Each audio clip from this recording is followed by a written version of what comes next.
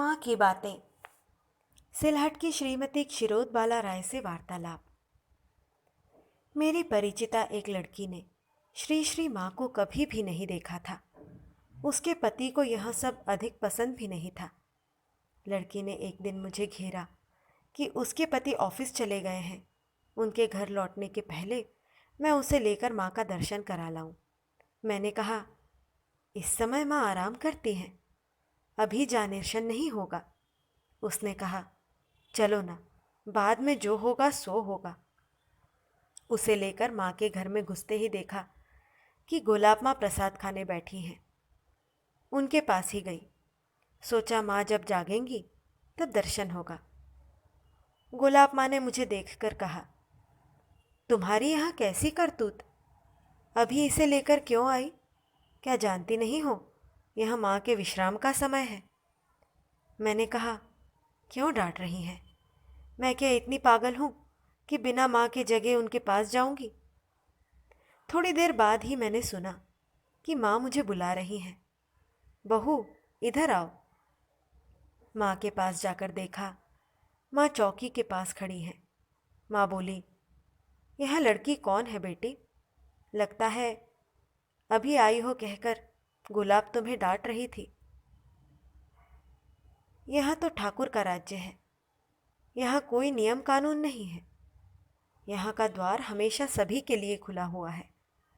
जब जिसको समय और सुयोग मिलेगा तभी वह आएगा। तुम कुछ बुरा मत मानना बेटी। हम लोग माँ को प्रणाम कर चले आए। गुलाब माँ से मैं बोली, देखा आपने, मनुष्य कितना आर्त होकर माँ का दर्शन करने आता है। केवल माँ का ही नहीं, आप लोगों का भी दर्शन करना चाहता है। लेकिन आप लोग माँ की द्वारपाल है ना, मनुष्य को लौटा देना चाहती हैं। माँ तो हम एक दो लोगों की ही माँ नहीं है, वे तो सबकी माँ है। गुलाब माँ ने हंसकर कहा, जा जा, तेरी ही जीत हुई। गुलाब माँ, योगिन माँ, गौरी माँ, लक्ष्मी दीदी आदि हम लोगों से जैसा स्नेह करती थी वह अतुलनीय था। कलकत्ता की लेडी डॉक्टर श्रीमती प्रमदा दत्त का घर हमारे गांव में है। वे हमारे ही संबंधी हैं। उनके पति भी डॉक्टर थे। वे लोग ब्राह्मण हैं।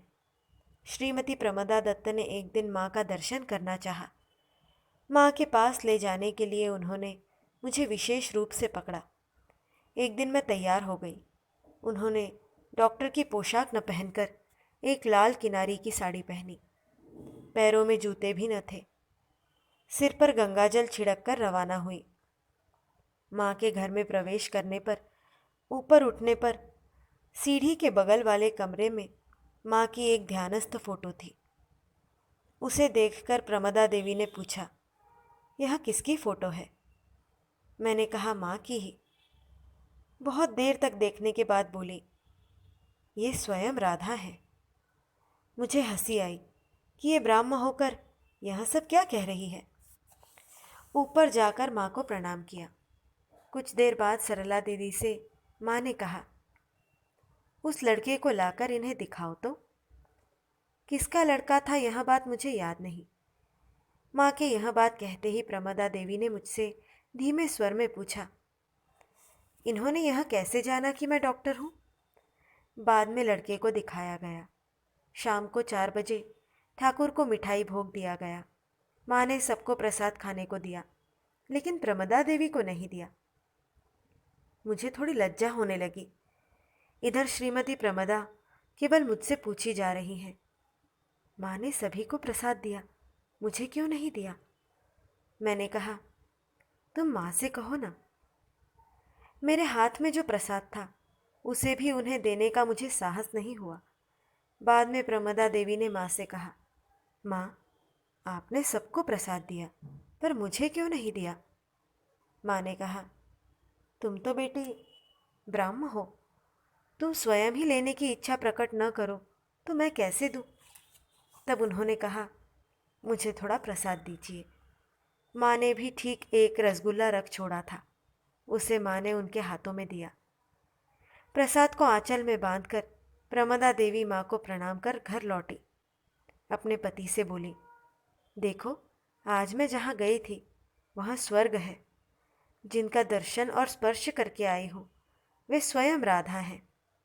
तुम्हारे लिए थोड़ा प्रसाद लाई हूँ, यदि तुम श्रद्धापूर्वक लोगे तभी दूंगी। उन्होंने कहा, मेरे समान एक नगण्य व्यक्ति के माँ का प्रसाद नहीं खाने से विश्व जननी का क्या आता जाता है। यह कहकर उन्होंने प्रसाद हाथ में लेकर सिर से लगाकर खाया। प्रमदा देवी भी सब वर्णन कर केवल कहने लगी, आज वृंदावन जाकर राधा रानी के श्री चरणों का दर्शन कराई हूँ, धन्य होकर लौटी हूँ। चाची आदि के अपने गांव जाते समय मैं उन लोगों के साथ नहीं गई थी। वहां पहुंचकर मेरे चाचा ने मुझे एक पत्र भेजा। उन्होंने लिखा, बेटी, तुम नहीं आई सोचकर दुख हुआ, पर तुमने जगन्माता श्री चरणों में स्वयं को उत्सर्ग कर दिया है। यह सोचकर आनंद का ठिकाना नहीं रहता। यदि किसी दिन यहाँ आओ तो समस्त दोषों की जड़ मन को माँ के श्री चरणों में बलि देकर आना, तब फिर कोई चिंता नहीं रहेगी। मैंने माँ को वहाँ पत्र पढ़कर सुनाया। सुनकर माँ ने कहा, क्या केवल मन दोषों की ही जड़ है? यदि ब्रह्मपद पाने के लिए दौड़ रहे हो तो मन को भी साथ लेना होगा। वहाँ पहुँचने पर तब यह सब कुछ नहीं रहेगा। अभी तो मन की सहायता की ही अधिक आवश्यकता है। शुद्ध मन ही तो मनुष्य को रास्ता दिखाता है।